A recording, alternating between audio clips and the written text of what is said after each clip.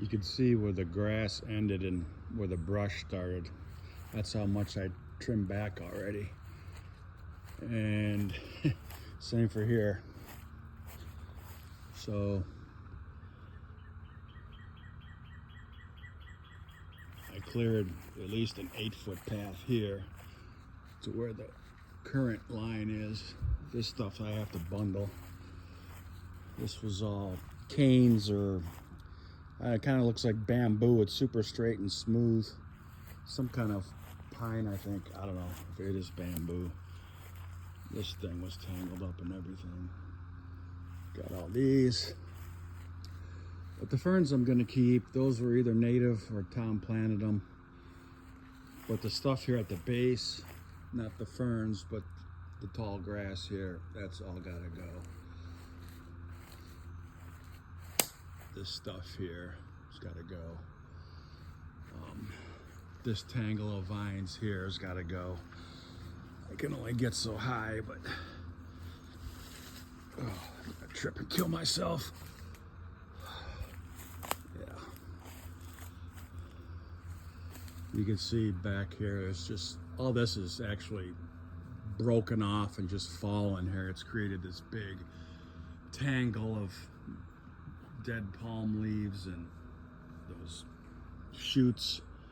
You can see they're just, I don't need to clear back that far. I do want to clear back to these trees though. Yeah, all this underbrush here has got to go. It's mostly just years worth of pine leaves that, you know, through natural course, they dry and they fall.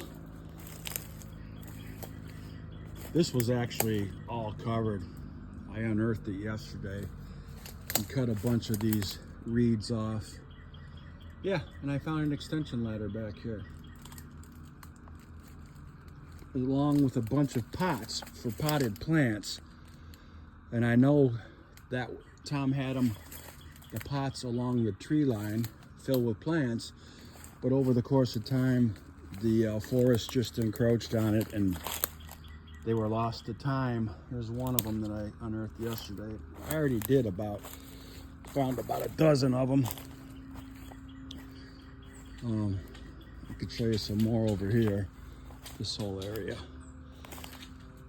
There's a bird house here that he had that you couldn't even see. There's a potted plant there. This is all gotta come. This is all gotta get cleaned up. This is some kind of planter. I don't know if it was a fountain. It seems synthetic. It's not real concrete, but there's some more pots back there. If you could see in there, there's 2 more pots there, and the lizards are everywhere. Okay, there's a plant stand there. All these vines gotta come, because I really like this palm. It's really nice, but you can see it's just, the base of it is buried with leaves that have fallen from above. So eventually, yeah, this I'm sure used to be in Tom's backyard. That's how far the forest came forward. It just, you could see it just really, yeah. These I'm sure he didn't throw them back in the woods. It was the wood line is what moved. And there's a white table in there. Jeez. But this mess right here, these vines, you can see how they curl and twist. It's, oh, he's got rope up there too, man. There's, God. You can see all the dead palm leaves that fall down. They look like brooms. And they're everywhere. Here's another pot. Like I said, I already removed probably a dozen of them.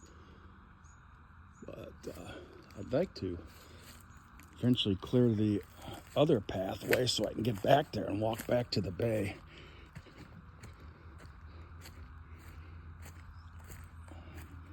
This path here wasn't even known or visible until yesterday. It was so blocked with growth. But Ann tells me, and so does Jeff, that their neighbor used to drag a little boat back here to the bay. through a path, and this must have been it.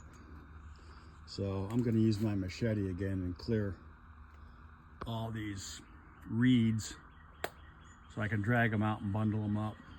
But then I think I could probably get back there, because it does thin out after this initial tree line. It gets just as short shrubs